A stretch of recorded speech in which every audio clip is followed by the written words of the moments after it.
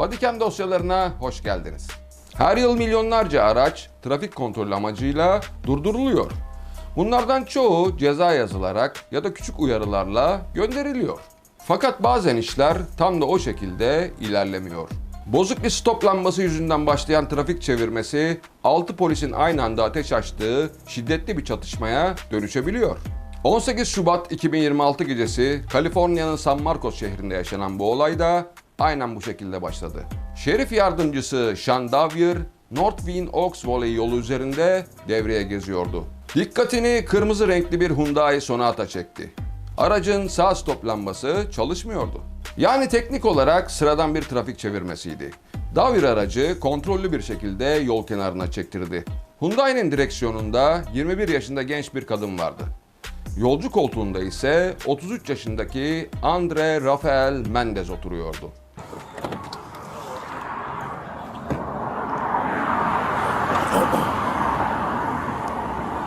Tamam. İyi akşamlar. Nasılsınız? Teşekkürler, iyi akşamlar. Ehliyetinizi görebilir miyim? Aslında tam da onu arıyordum. New Mexico'lu musunuz? Evet, New Mexico'luyum. Sizi durdurmamın sebebi arka stop lambalarınızdan birinin çalışmaması hanımefendi. Öyle mi? Ayrıca plakanız da başka bir araca aitmiş gibi görünüyor. Aslında bu araç için sigortam var. Tamam. İsterseniz size gösterebilirim. Peki bu nasıl oldu? Bu arabanın tescilini devretmem gerekiyor. Aracın plakasının şu an devredilmesi gerekiyor. Ama sigorta da yaptırdım. Arabayı çok yakın zamanda aldım çünkü. Peki, tamam. Sen şimdi bu aracı New Mexico'dan mı aldın yani? Evet. Burayı çok sık ziyaret ediyorum. Ama burada yaşıyorsun. Ailem San Marcos, Texas civarında yaşıyor. Aileniz nerede yaşıyor? Tam emin değilim ama Richland civarında Hidden Valley'de olmaları lazım. Tamam. Sizin yanınızda bir kimlik var mı beyefendi? Az önce kıyafet değiştirdim. Sanırım diğer pantolonumda kaldı. Size kimliğimi gösterebilirim. Gösterin.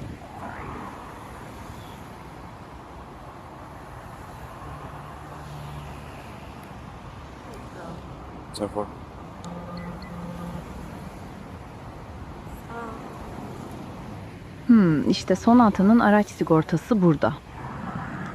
Memur Davier rutin evrak kontrolünü yaparken ilk garip ayrıntıyı fark etti. Aracın plakası ve şasi numarası resmi kayıtlarıyla uyuşmuyordu. Bu tek başına ciddi bir alarmdı.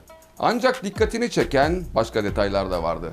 Hyundai'nin direksiyon kutusunda ciddi bir hasar görünüyordu. Polisler için bu görüntü tek bir anlama gelir. Aracın kontak sistemi zorlanmıştı. Yani araç çalıntıydı. İlerleyen anlarda da Andre Mendez polise sahte isim vermek gibi basit numaralarla işleri daha da karıştırdı. Bana bir dakika müsaade edin. Santral görevlisi başka biriyle görüşüyor. Tamam, acele etmeyin lütfen.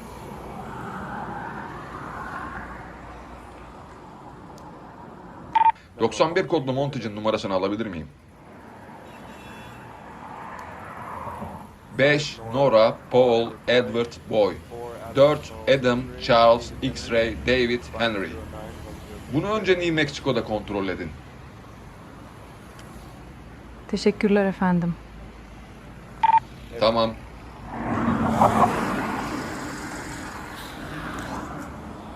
Şu yolcu tarafındaki camı indirebilir misiniz? Yolcu tarafı bozuk şu anda. Tamam o zaman sadece kapıyı açın.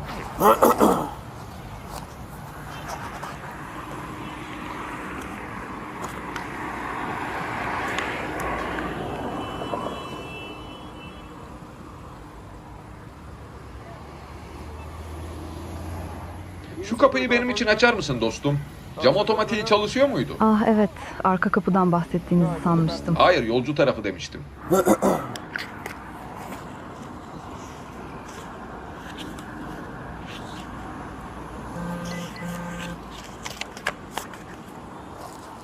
Soy isminizi kodlayabilir misiniz? Chat H Kiki Ol M. Daha yüksek sesle. Chat H QT Ol M. TTOLN. Evet efendim. İlk isminiz? Masson M A S S H. MAS. M A S S A H. Peki doğum gününüz ne zaman? 11.04.94. Şimdi birkaç dakika bekleyeceğiz, tamam mı? Hey, bir şeylere uzanma dostum. Bir şey yapmıyorum dostum. Bir şeylere uzanmayı bırak. Lanet olsun. Camı açık tut. Sakin ol biraz. Kapıyı aç. Bir şeye uzanıyor.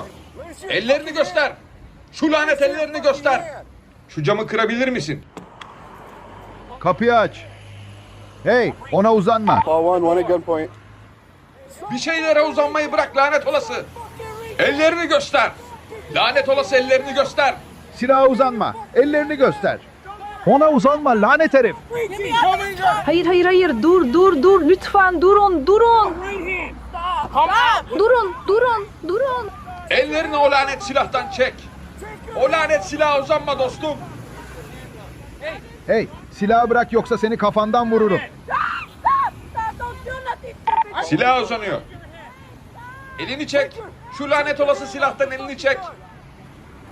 Lütfen durun. Hiçbir şey yapmamıştım. Neden beni durdurdunuz? Hey Krato, çapraz ateşe geç. Silaha uzanma. Ellerini göster. Silaha uzanma. Ellerini göster.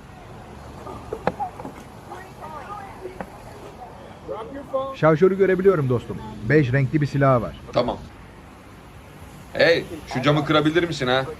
Ben mi? Evet. Burada çok güzel bir açı yakaladım. Bunu yapamam dostum. Öf, şu camı kır dostum. Şu camı kır. Sakın o silaha davranma. Seni vururum lanet olası. O silahı bırak. O silahı bırak. O silahı bırak hemen. O silahı bırak hemen. O silahı bırak. O silahı bırak hemen. Seni vururum. Seni vururum. Duyuyor musun lanet herif? Elini o lanet olası silahtan çek. Seni vururum lanet olası. O silahı bırak. O silahı bırak hemen. Drop that gun right now. Devam et, devam et. Dur. Durun. Lütfen durun. Şu lanet olası silahtan elini çek hemen. Hiçbir şey göremiyorum. Acele et. Hurry up. Geri çekiliyor. Dur. Dur dostum dur. Hayır. Tekrar silaha uzanıyor. Şok silahı kullanın. Drop it. Drop it. Bunu yapma dostum. Dur. Bunu yapma. Dur. Seni şoklarım. Dur. Lütfen durun.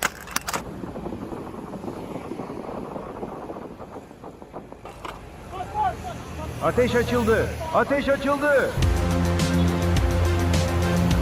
Yaklaşık son 90 saniye boyunca iki taraf da birbirini izledi. Mendes içerideydi, polislerse dışarıda.